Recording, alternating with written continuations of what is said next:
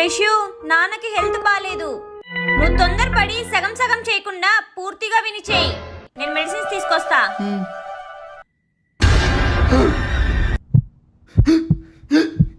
మామయ్య ఏమైంది? నువ్వు తొందరపడి సగం సగం చేయకుండా పూర్తిగా విని చేయి. చెప్పు మామయ్య, చెప్పు. నాన్న, ఏమైంది ప్రెష్యూ? గుండె పట్టుకొని అంటున్నాడు ధరణి, పూర్తిగా చెప్పలేదు. ప్రెష్యూ, నాన్న చనిపోయాడా? కోలుకున్నాడు. మామయ్య నీకు అప్పుడే 100 ఏళ్ళు నిండిపోయాయా మామయ్య? ధరణి నీకు నేను మా నాన్న